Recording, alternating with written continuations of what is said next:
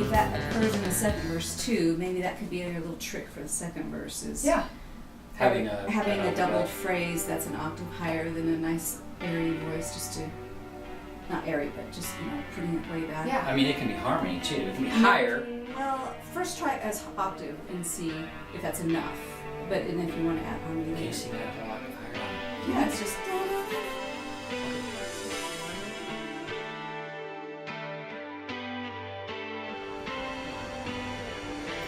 This is Juliet.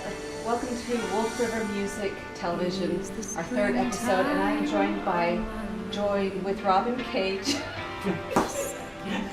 Try again. Here with, and I'm joined by. Okay, I'm sorry. This is me. Hi, this is Juliet, and I'm with Wolf River Music Television. So little warm I've felt before. It isn't hard to feel me glowing. I watched the fire that grew so low.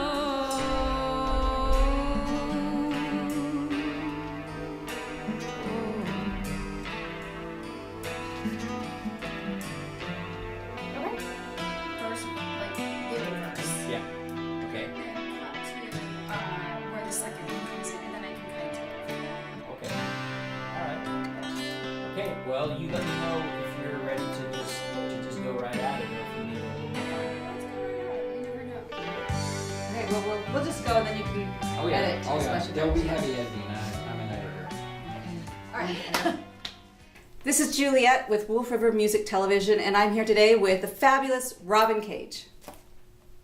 Robyn came all the way out from Park City, and you've been doing some vocals with Billy today on a song that we're really, really excited to release soon because you sound amazing at it. So I'm just going to ask Robyn a few questions because I'm so excited to get to know her. First of all, she's got some amazing music out there. I listened to her latest release, Slow the Devil, which came out in mid-February. And so you can get it on vinyl or CD or download it from iTunes.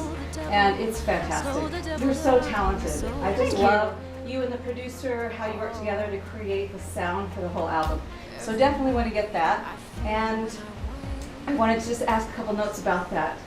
You tell me what you feel the voice of that album is, because you mentioned you'd gone to the desert last spring, and tell me a little bit about how you came up with the songs. I know it didn't start off as a full album, but it became that way, so tell us a little bit about that. Yeah, it was not supposed to be an album. I really decided that the more logical thing to do in this day and age would be to just release an EP and release 5 songs as singles, and that would be the smart marketing move. Everybody right? does that, yeah. But as I was writing it, I started, as you mentioned, in the desert in southern Utah. I took a sabbatical, and I was totally by myself out in the middle of nowhere for about a week. And I just had... Brave, first of all. Really brave. Thank you.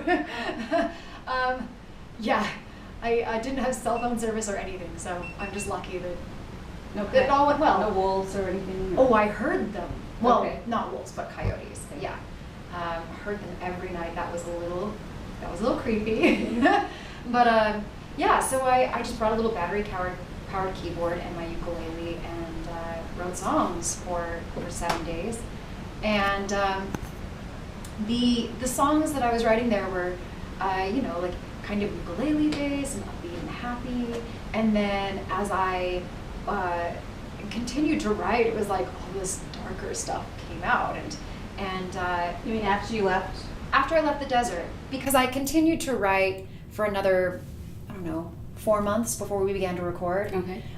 So I was still cranking out as many songs as I could before we selected which ones would be produced, and they just kept getting darker, and then there was a turning point where the music became more upbeat and light again.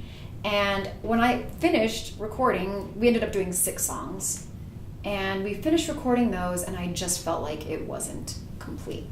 There was more that I needed to say, and it's kind of funny because as I wrote the songs, it was more like a journey from like light into darkness. Mm-hmm. But on the order of the album, it's more like a journey from darkness into light. Yeah, I felt that. You had Fallout as your single. That also has a video on YouTube. Fantastic video. Where did you shoot that, by the way? Right out by Stansbury Island in the Great Salt Lake. Oh. Okay. Yeah, so it was an abandoned salt mine. Yeah, and all those vehicles creepy. were already there. Yeah. You didn't have to bring anything in. It was just all ready It for was you. all there. It was very post-apocalyptic, which Yes, is sweet. my thing. So, and I really like the introduction on that short little piece. What is it? Dark Day. Oh, That yes. beginning is such a great opening. And then at the end, you do have that ukulele song. So is that the only uke song that made it onto the album? The only one. After all of those. Yeah. Huh. But and it was such an oddball too that in many ways it doesn't belong on the album, but I love the song and I just felt like it works as an acoustic bonus track. So I just sort of tagged it on at the end as like something extra just to put you in a good mood when you're done with the album. Yeah, it's fantastic.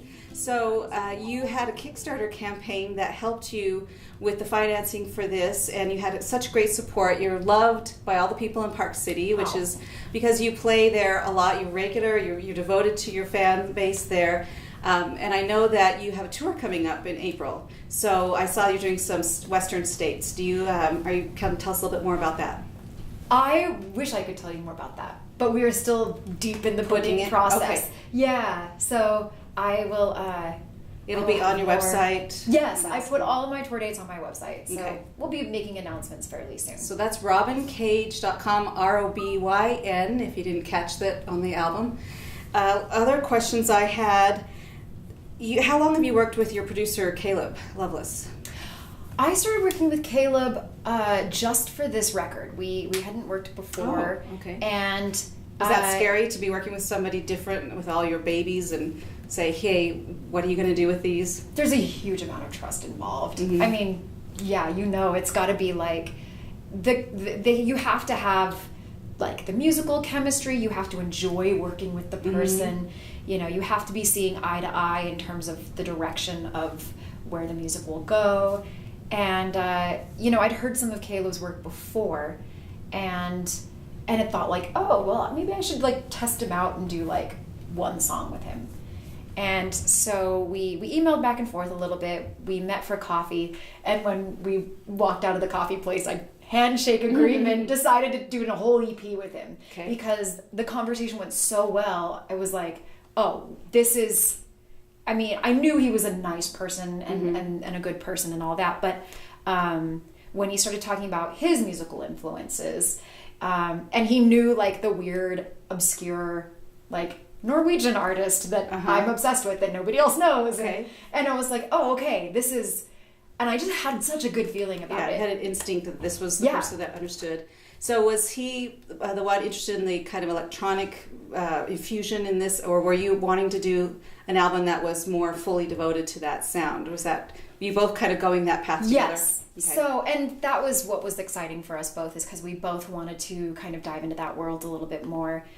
I actually, for my first album, had thought that might be the direction we would go in. And then when I ended up, I worked with a different producer in LA, and we had session musicians, and it was a very different process.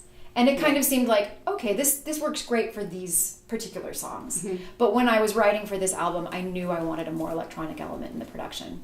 Is it important for you to stay in Utah when you're finding your posse of people, or do you have a lot of people, like connections in LA, where you can go there if you want, or how much do you feel about using the Utah talent?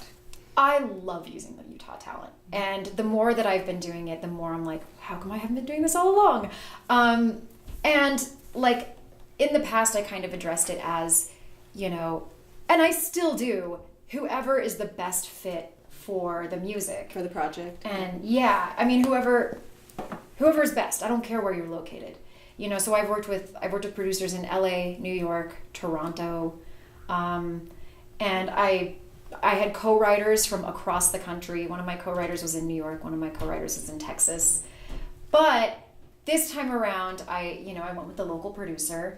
I used a local session musicians and local mixing, and I've been just blown away. And It sounds fantastic. It Whatever sounds you did, just as whatever good you chose. as the Yeah. fancy LA, New York Yeah, people. it has a great sound. And it's really cool to just know that like I'm working within the community. Mm-hmm. Well, it's a fantastic album, Slow the Devil, and I wanted to thank you for being here. And make sure you check out the song, the Rain song, that should be released in a couple of weeks. And so I'm going to let you get back to do what you do best, singing in our studio, which we hope you can do as much of as possible in the future. So thank you. Thanks for joining us, and we'll see you at the next one. Bye. This is the mystery of the quotient. Upon us all, the little rain must fall. Just a little rain.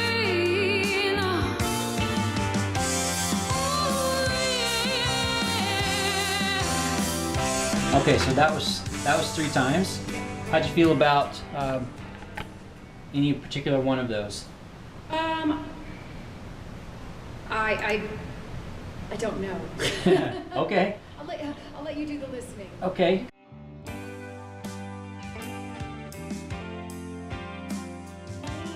We are so glad to have you here, Yoda. You're a big star, and it's our great honor to have someone as green as you in our house. We've been talking about the effect of Star Wars on our daily lives. So we're wondering if you had any sound advice for raising kids. And you know what you could say about that. You've lived like 800 years, and that seems really excessive in my opinion. I don't know, maybe you should drink more water.